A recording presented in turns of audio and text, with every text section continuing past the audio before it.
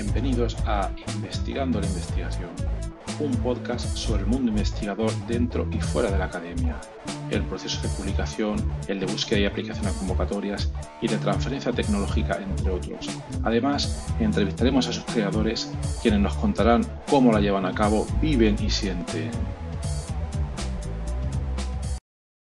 Hola. Bienvenidos a todos y a todas al podcast Investigando la Investigación, que es el podcast donde hablaremos sobre todos los aspectos relacionados con el mundo de la investigación, como por ejemplo en qué temas actuales y relevantes se está investigando en muy diferentes áreas de relevancia, y luego nos fijaremos cómo estos investigadores llevan a cabo su investigación, cómo es su vida y día a día, qué les motiva a investigar, qué problemas se encuentran y resuelven para seguir adelante, y muchos otros temas de interés. Y nos centraremos no solo en la investigación académica, sino también en la transferencia tecnológica y en cómo se realiza la investigación en las empresas.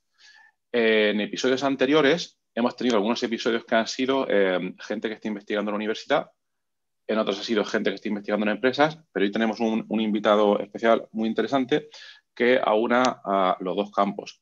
Entonces, en el episodio de hoy voy a presentar a Antonio Segura Carretero. Hola, Antonio, buenos días. Hola, muy buenas, Horacio. ¿Qué tal? ¿Qué tal? Muy bien. Muchas gracias por venir, muchas gracias por aceptar nuestra invitación. Entonces voy a comentar brevemente el currículum de Antonio, que la verdad es que es impresionante. Antonio es catedrático de Química Analítica en la Universidad de Granada y también es coordinador del CIDAF, que, si lo digo bien, es el Centro para Investigación y Desarrollo en Alimentos Funcionales. Y bueno, Antonio tiene una gran cantidad de publicaciones, artículos, más de 300 artículos en revistas indexadas, más de 20.000 citas, más de 20 tesis y una gran cantidad de proyectos de investigación, tanto de investigación fundamental como en cooperación con empresas y transferencia tecnológica. Entonces, es un investigador que ha tocado investigación fundamental y transferencia tecnológica. Y hoy va a ser bastante interesante. Entonces, voy a describir, bueno, pues brevemente la línea de investigación que tratan. Entonces, esas líneas son 3 o 4. Luego tú, Antonio, corrígeme. Una de ellas se basaría en alimentos funcionales y en cómo analizar los compuestos bioactivos que están presentes en esos alimentos mediante diversas técnicas de química analítica. Otra sería la caracterización de compuestos del tipo polifenoles en los alimentos, como podemos tener aceite de oliva, cerveza, miel y derivados. Otro sería el estudio del metabolismo de estos polifenoles en el citoplasma, plasma y orina, y también estudios metabolómicos utilizando técnicas de química analítica como la espectrometría de masas. Entonces, ¿qué te parece? ¿Hemos podido describir bien en esas 4 líneas vuestro trabajo? Seguro que faltan cosas. Vamos, básicamente están ahí. Quizás a lo mejor ahora en los últimos años estamos más centrados también en lo que es bioeconomía circular y aprovechamiento de coproductos de la industria alimentaria, buscando precisamente eso, esas familias de compuestos bioactivos de las cuales me imagino pues vamos a hablar en este podcast durante un buen rato. Sí, sería súper interesante. A mí me gustaría si nos podemos centrar precisamente en eso, en el efecto de compuestos bioactivos procedentes de fuentes naturales y alimentos y cómo se pueden utilizar en diversas enfermedades. A mí, vamos, me parece un tema fascinante. ¿Podrías comentar, Antonio, un poco para el público en general que no haya oído hablar de esto, cómo funcionaría esta línea de investigación? Pues la verdad que es un placer, yo creo que lo compartimos, Horacio. En Sí. los alimentos, pero hablo de alimentos también en coproductos de la industria alimentaria, tercera y cuarta gama, donde aparece una cantidad ingente de pieles, de huesos, castoracio desecho o comida para alimentación animal. Pues además de los nutrientes básicos que todo el mundo conoce y de los micronutrientes básicos que todo el mundo conoce, las famosas vitaminas y minerales, que obviamente son pues, nutrientes esenciales.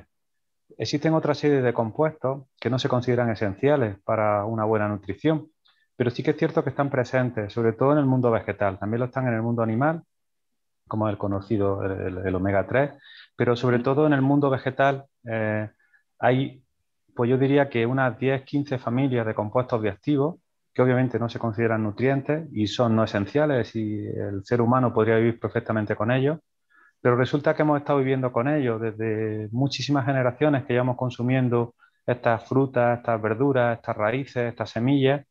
Resulta que estamos haciendo una ingesta de este tipo de compuestos y lo que estamos haciendo es demostrar, aunque ya se conocía y se conoce desde la antigüedad, que este tipo de compuestos tienen unas propiedades preventivas y terapéuticas, pues yo diría que increíbles. Y es verdad que el mundo farma se ha aprovechado de ello y han desarrollado muchos fármacos a partir de ahí, y puedo poner 20 ejemplos, Mm, ¿no? Pues de la ujú, aspirina o de tratamientos de quimioterapia que se han hecho hasta, hasta otros, pero sí que es cierto que está todavía por explorar, y está por explorar sobre todo en una vertiente que es la que a nosotros nos gusta, no de fármaco puro, no de fármaco ya purificado a un alto grado de pureza, sino de una forma más común, como un suplemento alimenticio, que llamamos una parte como nutracéutica, donde puedes consumirlo en cantidades menores, pero de forma a lo largo del tiempo, porque la ujú, toxicología que presentan es muy baja. Por lo cual se posicionan como una estrategia muy buena, pues, para enfermedades crónicas, que son, como se conoce hoy día, pues la diabetes, tensión arterial, obesidad, en general enfermedades muy complejas, relacionadas mucho con el metabolismo, y en esas enfermedades crónicas se posicionan, pues yo diría, como una solución natural, para una sociedad que padece este tipo de patología, muy interesante de cara a un futuro. ujú, ujú. Súper interesante. ¿Y podrías destacar algún caso concreto en este contexto que hayáis trabajado vosotros? ¿Alguno que te haya, del que te sientas especialmente más orgulloso? Pues la verdad es que tengo dos o tres ejemplos siempre en la cabeza, que siempre, pues, son los que uno cuenta. También cuenta uno solamente lo que es de investigación pública. Lo Ujú, privado a veces no se puede contar, pero claro. sí que tengo dos o tres ejemplos muy buenos. Desafortunadamente, tengo uno, el primero que arranqué con más fuerza en colaboración con el Instituto de Oncología, con un buen amigo, un especialista en oncología, que es Javier Menéndez, Ujú, que fue los polifenoles del aceite de oliva en cáncer de mama. Y llegamos hasta unos puntos increíblemente interesantes, es decir, a tratar un subtipo de cáncer de mama donde no había tratamientos farmacológicos actuales. Vimos que había una serie de compuestos en el aceite de oliva, unos polifenoles muy específicamente, que tenían un potencial increíble frente a ese subtipo de cáncer de mama. Pero sí que es ujú, cierto que cuando uno se enfrenta a patologías de ese tipo, y hay que demostrarlo con ensayos de intervención en humanos, uno tropieza con el mundo farma, y es muy difícil. Es muy difícil de empezar a desarrollar ese tipo de ensayos de intervención para demostrar esa valía de ese tipo de compuestos. ujú, En esa línea, y por esa, y quizás por esa razón, hemos ido derivando a patologías no tan complejas, o por lo menos más abordables desde un punto de vista de suplementación alimentaria, ¿no? Como es, pues, la estatosis hepática, lo que es la inflamación de articulaciones, y ahí hemos desarrollado, pues, compuestos para estatosis hepática e inflamación de hígado de una planta traída de África, que es el Hibiscus adarifa, otra ujú, para inflamaciones de articulaciones de la Lipia citridora, que es la lemon verbena, de la hierba limón, o de una corteza de una planta de Senegal, la Asclerocalia virrea, pues para tratamiento de diabetes a través de una empresa. Es decir, siempre ujú. tengo 4 o 5 ejemplos que han llegado a ensayos de intervención y que Ajá. realmente sí que hemos demostrado que están funcionando, pues, en humanos, pues, en patologías, digamos, menos agresivas que un cáncer, donde ha sido todo mucho más fácil. Ujú. Es súper interesante. Y para que llegar un poco a la audiencia, ¿esto cómo se puede traducir? ¿Va alguien puede ir alguien a comprar el nutracéutico a algún sitio para esta enfermedad? ¿O es algo que necesite prescripción? ¿Cómo funcionaría en la práctica en estos casos?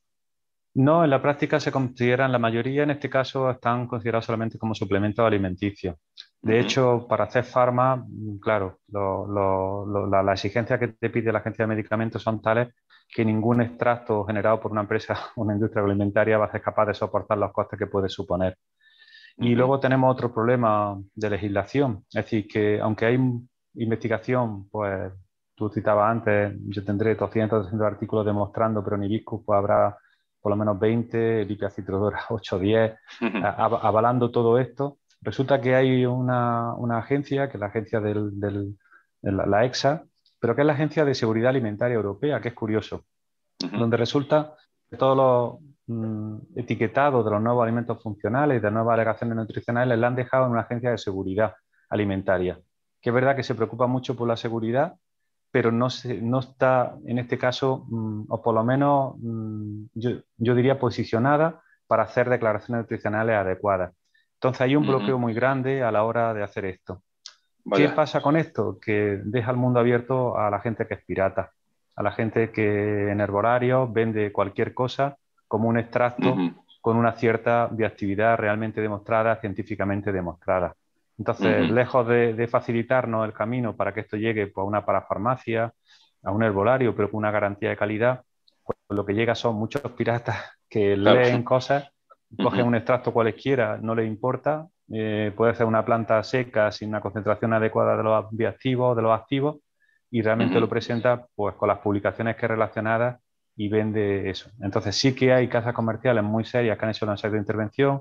Lo que están haciendo ahora es registrar los productos, los principios bioactivos para que tengan un nombre específico y lo están sacando al Ujú. mercado, ¿vale? Y se puede conseguir pues, por Claro. Amazon, pero hay que hacer un filtro muy grande que quizás ahí es el problema del Ajá. consumidor final y de la Claro, persona de a pie. claro. Y entonces el consumidor final, digamos que frente a dos productos, uno el que han denominado pirata y otro el que han tenido un ensayo de intervención, ¿cómo cuando esta persona va a un sitio determinado a comprar estos alimentos, cómo puede él asegurarse, viendo la etiqueta, ¿no? O cómo puede asegurarse? ¿Tiene que asegurarse ir a internet a buscar si para este alimento se han hecho ensayo de intervención o no? ¿O cuál sería la manera más práctica? Pues desgraciadamente para mí es una de las oquedades más importantes que hay para la evolución de este tipo de productos, porque un consumidor final no lo va a ser capaz. De hecho, yo estaba pensando algún día en hacer un filtro, estamos pensando en escribir un libro sobre Uh -huh. diferentes tipos de patologías y principios bioactivos que se han utilizado y recoger solamente aquellos que se han hecho con ensayo de intervención nutricional y recoger para recoger marcas, fórmulas y Ajá. tener para Ah, que el mira. consumidor le esté llegando eso. Entonces es una idea que estamos Sí, sí, manejando incluso en una web seria donde se claro. recoja cada uno de los extractos y los productos realmente comerciales que cumplen por lo menos con las especificaciones de ese tanto por ciento de principios activos mínimos. Ajá, ajá, sí, sí, eso es muy, muy interesante. Luego que me pregunto si, no sé, si, claro, vosotros cuando hagáis eso, si alguna casa que es muy grande os llame, como vosotros sois expertos, y diga, oye, ¿por qué no has puesto el mío? ¿No? No sé si eso podría llegar a pasar. No lo sé, son suposiciones, pero sí que yo creo que desafortunadamente tenemos una herramienta muy interesante para patologías crónicas. Yo recuerdo que alguien por una inflamación o por un dolor articular se toma un ibuprofeno, está muy bien durante 7 días, pero que Ujú, hay 25.000 muertes por ibuprofeno en Europa al año por úlceras gastrointestinales, es decir, que funciona bien, tratamientos muy cortos, claro. eh, pero no crónicos. Y sin embargo tienen una hierba luisa o otros principios activos, otros extractos que tienen principios activos antiinflamatorios, que no tienen toxicidad, que te los puedes tomar de forma crónica durante algunas semanas si es que tienes un problema de inflamación de Ujú, articulaciones o alguna inflamación un poco más crónica. ujú. Y esa herramienta no está llegando, o no está llegando con la claridad el reconocimiento científico que se merece todo el trabajo que llevamos haciendo Claro, muchos investigadores durante estos últimos años. vaya, vaya. ¿Y esto sucede solo en España o a nivel europeo o a nivel internacional es distinto? No, no, sucede en Europa porque la EXA, porque no hace el Claro. filtro adecuado. En Estados Unidos tampoco funciona muy bien a nivel de este tipo, pero sí que es un mercado mucho más abierto.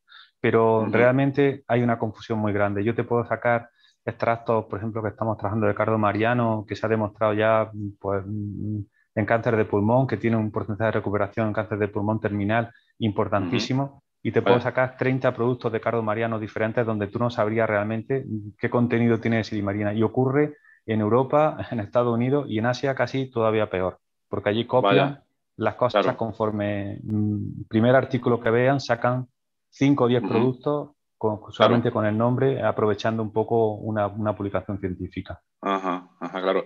¿Y hay algún país en concreto, por casualidad, donde estas restricciones sean la más alta del mundo? Por lo que si tú en un catálogo de ese país ves algo, ¿te puedes fiar de él o tampoco? Pues no la hay, porque en Europa, como tenemos un mercado único, hay países más laxos, Claro. países más de esto, entonces la gente aprovecha para el país más laxo para hacer el Mm, registro de los productos. Es decir, los traquiñuelas se las sabe mucha gente y claro, muchas empresas que hay por detrás.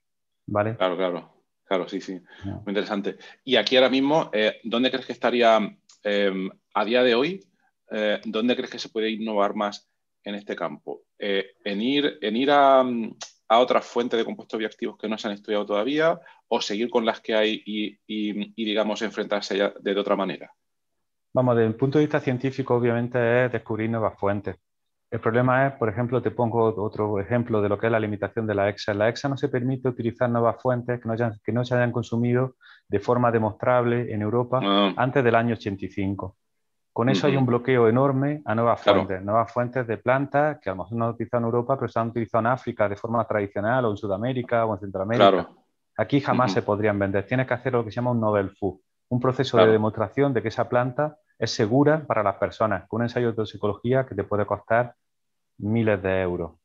ujú, Entonces, es tan bloqueante la situación que hay a la hora de investigación que nosotros hemos hecho pues, plantas aromáticas de Argelia, de Marruecos, de Sudamérica, que sabemos que nunca ujú, van a llegar aquí, que qué no pena. merece la pena o que el gasto que hay detrás es tan grande que es imposible. Entonces, yo estoy por apostar en este caso, por ser un poco más práctico, con las fuentes que estamos aquí, con las fuentes Claro, mediterráneas típicas de consumo tradicional, desde el olivo, desde la hoja de olivo que se consume, hasta otro ujú, tipo de fuentes, pieles de ujú, aguacate, que hay tradición, de mango, etcétera, etcétera. ¿Por qué? Porque sí que se puede en este caso sacar. Y creo que claro, el punto de investigación más importante, aunque hay ciertos puntos muy destacables a la hora del proceso es industrializar el proceso adecuadamente, es decir, ujú, para hacer un aprovechamiento de una bioeconomía circular, de estabilización de las materias primas y de sacar unos extractos con unas calidades buenas, hasta desde el punto de vista de la demostración humana. Para mí es fundamental. Es decir, hasta claro, que no se hagan ensayos de intervención de forma consistente y esos ensayos sean demostrando lo que la medicina tradicional ya te ha dicho y lo que decían médicos tan antiguos como los médicos griegos, ujú, por citar a cualquiera claro, como no lo haga la demostración hoy día, creo que el consumidor no se va a dar cuenta. Y eso es lo que creo que hay que ponerle. Ese sello de calidad es el que habría que marcarlo, porque podríamos ujú, eliminar de un plumazo una serie de pirateo que lo que está es embarrando este mundo, ujú, aprovechándose económicamente y ganando mucho dinero, pero embarrando y haciendo que mucha gente que prueba que se gasta un buen dinero diga, yo me lo he tomado, pero esto no funciona. ¿Mm? claro, claro. Esa es para mí quizás la parte más interesante. Claro, sí, sí, desde luego. Y una curiosidad, aquí, claro, por lo que estás comentando, alguien, bueno, vosotros en una gran cantidad de publicaciones vuestras, por ejemplo, demostráis que, bueno, cierta fuente de compuestos naturales es efectiva en determinado contexto y ahí, claro, por lo que tú has comentado, por todas estas complicaciones, es muy difícil convencer a una empresa para que siga en el proceso de la cadena de valor y siga adelante. Aquí, Bueno, ya sí, la hay, sí. Horacio. Hay empresas, afortunadamente el tejido empresarial se está creando y poco a poco, los últimos 10 15 años, ya hay empresas internacionales que Ujú, están creadas en base a extractos y aprovechamiento de coproductos, ¿vale? Ahí está el grupo Nata, está Frutarón, que compró la antigua Nutrafood, que son empresas ujú. ya internacionales, con decenas de empleados y con un potencial económico muy grande en extractos vegetales. Entonces, el tejido está ahí, está creciendo. Ujú, Sí que no se animan a hacer nuevos ni cosas nuevas por las limitaciones que estoy comentando. Se van un poco a lo seguro, a lo que se vende, claro. pero sí que hay un cierto sector por la bioeconomía, la sostenibilidad y el aprovechamiento de los coproductos que piensan que este es un buen camino también de Ajá. revalorizar. No todos por la Entonces, nutracéutica, algunos por la cosmacéutica, por cosmética natural, porque ajá. también la legislación es más liviana y es mucho más fácil llegar y está de Ujú, moda la cosmética natural. Y obviamente hay sí. muchas patologías de piel que son muy interesantes también de abordar por este punto de vista, ¿no? Y hay extractos que funcionan muy bien en cosmética natural. Pero estamos en lo Ajá. mismo, tienen que ser extractos donde se demuestre realmente con ensayos de intervención en humanos que realmente están mejorando y que no se venda un poco el humo, ¿no? Que es lo que... Claro, claro. Sí, sí. Totalmente de acuerdo. Entonces, aquí ya que hemos hablado un poco de, bueno, de la transferencia tecnológica, ¿qué opina del funcionamiento actual de la transferencia tecnológica en España? O dicho de otra manera, en general de las colaboraciones universales en empresa. ¿Es algo que todavía tiene mejora o cómo lo ves? No es que creo que tenga un punto de mejora, es que creo que tiene que ser una mejora radical. Yo llevo muchos años en la transferencia, ya dirijo, me decía coordinador, ya dirijo un centro tecnológico porque creía que era la forma realmente de que la investigación llegara. Y es cierto, los centros tecnológicos funcionan mucho mejor que las universidades. Nosotros tenemos un contacto directo, a lo mejor con 200 empresas al año, porque llegan a hacer servicios. En la universidad, desafortunadamente, las OTRI juegan un papel interesante, pero no es el papel dinamizador que necesita una empresa. Los tiempos de empresa son de otra manera. Claro. Funcionan con un encargo que te hacen, que quieren resultado en 2 días. No te puedes parar a firmar el contrato, que lo vean las partes legales, que le dé el visto bueno, disponer del dinero, facturar tarde unos meses, 2 meses. Es decir, hay una serie de dinámicas que ahora mismo van totalmente en contra de lo que es la universidad, la transferencia en la universidad. A lo mejor en otros aspectos de transferencia de patentes funciona de otra manera, pero lo que es la actividad es mucho más difícil y las empresas, de hecho, confían más en los centros tecnológicos para una transferencia más directa. Quizás en proyectos ambiciosos a medio y largo plazo sí que la universidad puede jugar un papel muy interesante, pero lo que es la transferencia pura y dura y la innovación, hay otros entes como los centros tecnológicos que juegan un papel quizás más fundamental. ¿Y piensas que esos centros tecnológicos están funcionando bien a día de hoy o se podría cambiar algo para poder pues, mejorarlos?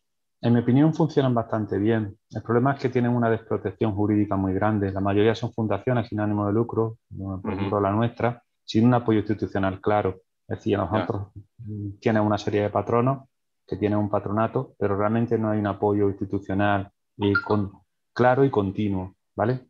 Funcionan sin muchas ayudas públicas o prácticamente nosotros sin ayudas públicas. Todo es de servicios prestados y de proyectos propios. Con lo cual, para fundaciones pequeñas que están haciendo una labor, yo diría que fundamental, de transferencia a la investigación, pues se pasan caminos muy complicados. Yo, por lo menos, en Claro, los 10 claro. años de experiencia, por ejemplo, con una crisis de COVID y todo esto por medio, y una Claro. pandemia, sí que he visto muchas dificultades y un apoyo expreso de las instituciones y las empresas, pero quizás les falta más respaldo institucional todavía, más respaldo porque creo que hacen una labor de alguna consejería aquí en Andalucía o de alguna consejería que los apoye en una vaca flaca, en unas circunstancias complicadas, pues que haya un apoyo claro, Claro. ¿vale?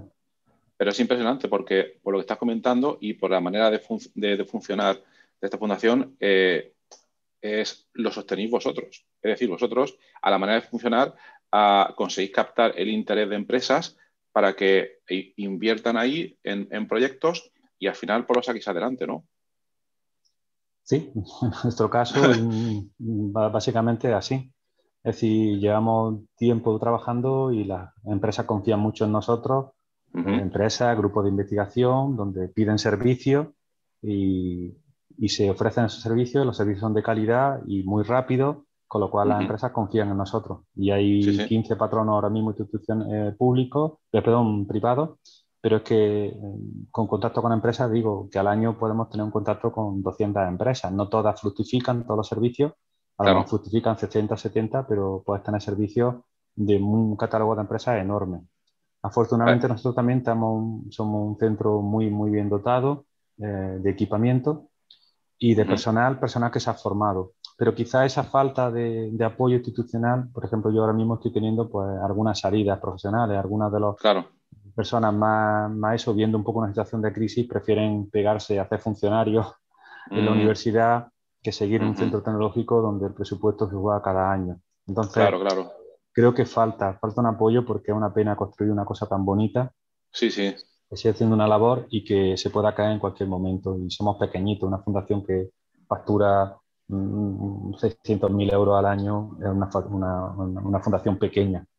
Entonces, y los sueldos, por desgracia, no se pueden hacer lo dignos que deberían, aunque son Claro. puestos de trabajo estables, todos son ya estables, pero la gente busca todavía mejores condiciones y esto hace que las personas más formadas, más capacitadas, a veces piensen en otras alternativas. Por lo menos en este año nos está pasando después del COVID a nosotros. Claro. No, pero a mí la verdad que me parece impresionante porque ahí, como yo veo, en un centro de este tipo, las empresas, bueno, las empresas llevan sus proyectos, consiguen hacerlos porque tenéis unas infraestructuras maravillosas, una gente súper capacitada, consiguen hacerlos y la empresa se lleva un beneficio. Pero luego la gente que está trabajando ahí, que no tiene un contrato estable, bueno, como tú has comentado, tienen esa serie de problemas. Pero luego, para mí lo sorprendente y muy positivo y un ejemplo es que gente como vosotros que estáis en universidad porque queréis, pues lo movéis. Y eso para mí me parece con bastante valor positivo.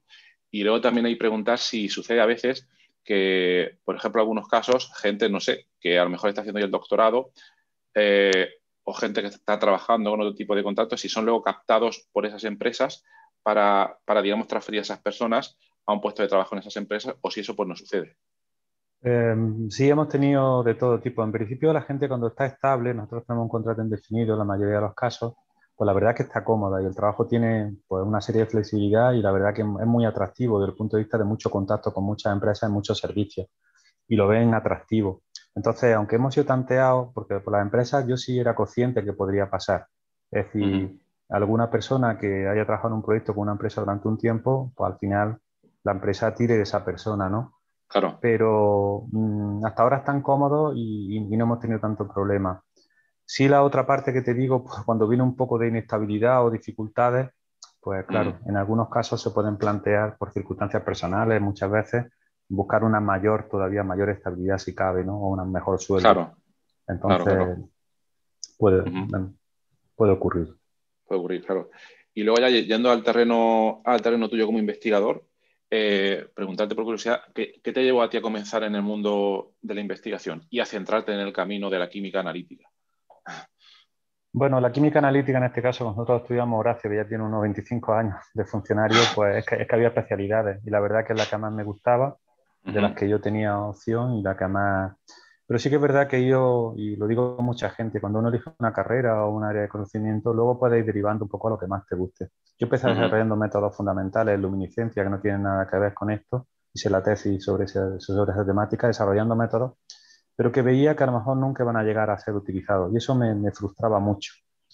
Tuve la oportunidad de empezar con técnicas separativas y ponerme en contacto con el mundo de la salud y en el momento que vi ese mundo donde podría hacer cosas que llegaran y sobre todo que solucionaran problemas de Claro. patologías complejas, hablábamos de cáncer de mama, de estatosis, inflamación, síndrome de Crohn, hablo de todo ese tipo de cosas, pues la verdad es que las colaboraciones con los médicos, con los oncólogos, con bioquímicos, me apasionó y vi que en el límite, como es cierto y es verdad, en la frontera entre campos, entre lo que es la química analítica y la oncología, la bioquímica o la medicina, podíamos encontrar y hacer un progreso que hasta ahora no se había hecho, ¿no? Si aislábamos la área.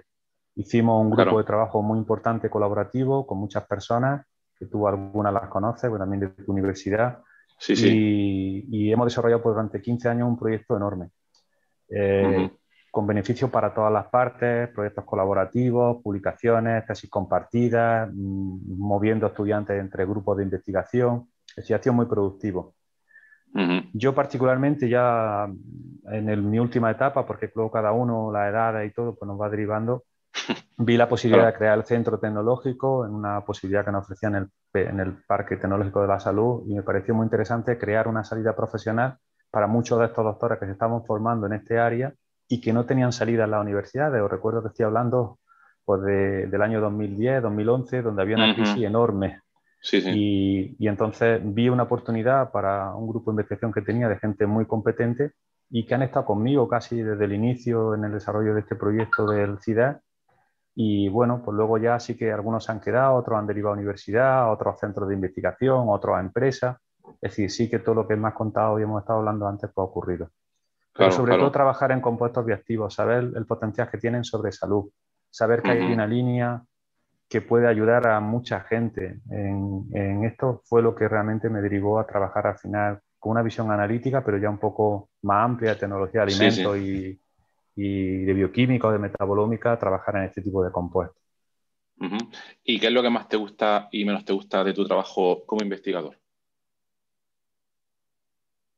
Pues es complejo, porque si me preguntaran en este caso por la docencia, te diría, pues, obviamente me gusta más la parte investigadora que la parte docente, aunque también trata uno de disfrutar unos docentes de la Universidad de Granada. Claro. Pero como investigador, quizás lo más motivante durante muchos años ha sido las colaboraciones, el formar personas y formar equipos humanos, ¿vale? Eso ha sido lo más motivante. Ahora estoy en una etapa más madura y lo que me gustaría es dejar cosas transferidas reales a la sociedad y si puedo coparticipar de esos desarrollos. Claro. Eso quizás es lo que más me motiva, dejar, pues, como tú y yo hemos estado trabajando, viendo, pues, algún bloqueante, Mm, alguna enzima que mejore, en este caso, pues no la asimilación de grasa o algún antidiabético, pero dejarlo claro. como una realidad. Y Sí, obviamente sí. si puedo participar de ella a través de transferencia, con una spin-off o con algo, pues la verdad que sería mi pasión final para los últimos años míos de trayectoria investigadora. Sí, sí, pues a ver si lo conseguimos. Yo creo que sí, ¿eh? Adelante. Muy bien, muy bien. Pues ya tenemos poco tiempo todos y ha sido todo muy interesante. Yo te haría 50.000 preguntas más, pero el tiempo apremia.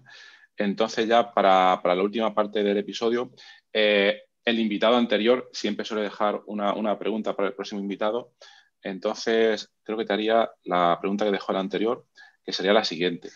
Decía, ¿qué te parece la falta de interés de las revistas de publicar resultados negativos? ¿Cómo piensas que esto repercute en la economía? ¿Y cuál sería tu propuesta para cambiarlo? Pues la verdad que es una buena pregunta, porque se podría ahorrar muchísimo dinero público en hacer cosas que sabemos que no funcionan. Y Ujú, sí que es cierto que todos hemos gastado dinero público a veces en cosas, porque está muy bien lo que funciona y está muy bien las demostraciones positivas, pero también el no demostrar hipótesis es una cosa muy interesante que nos ahorraría mucho tiempo, mucho ujú. esfuerzo, muchas frustraciones y mucho dinero. Es muy buena pregunta. Sí, sí, sí, Así que lo veo totalmente, muy interesante. totalmente. A ver si la situación cambia. Muy bien. Y si quieres dejar alguna pregunta para el próximo invitado, que no sabes tú ni yo quién es el próximo invitado, pero pues si quieres dejar alguna. Bueno, pues ya que estamos hablando de revistas y de publicaciones y el que hemos pues, desarrollado ya casi 500 publicaciones en los 25 años, pues la verdad que me gustaría preguntarle si cree que la política que están llevando a cabo la revista es una buena política, desde el punto de vista de la selección de referees, de la selección de mantener las revistas con un acceso solamente para determinadas universidades y organismos, Ujú. o es mucho más interesante una política más abierta, como una Open Access, donde esa investigación llegue pues, a cualquier parte del mundo, ¿vale? Ujú, Y no se claro, queden con ese copyright las revistas que nos han jugado una mala pasada durante muchos años. No sé, a ver qué claro. opina de todo eso, de esa política de las editoriales y de las revistas que han llevado los últimos años y el cambio que Sí, está sí. ocurriendo ahora mismo. Sí, yo pienso que es importante, sí. Vale, muy bien. Pues anotamos la pregunta, ¿eh? Yo creo que esto va a cambiar también un poco, pero eso ya lo comentaremos el otro día. Y creo que el blockchain aquí tiene mucho que ver, pero bueno, ya lo veremos en otro episodio.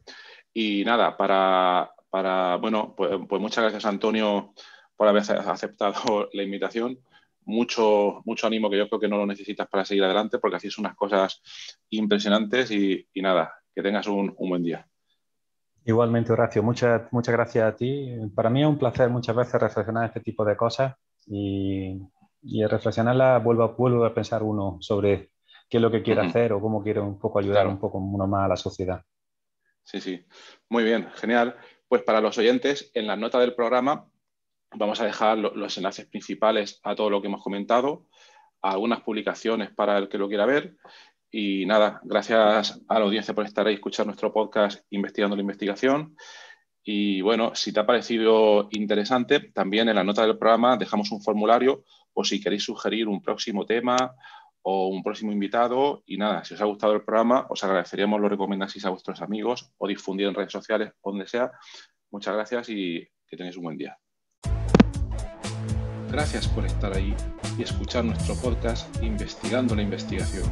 En la nota del episodio tiene los detalles y un formulario para que opines y puedas sugerir el próximo entrevistado o tema, ya que tu opinión nos parece muy importante. Si te ha gustado, te agradeceríamos lo recomendases a tus amigos o difundieras en las redes sociales o donde sea.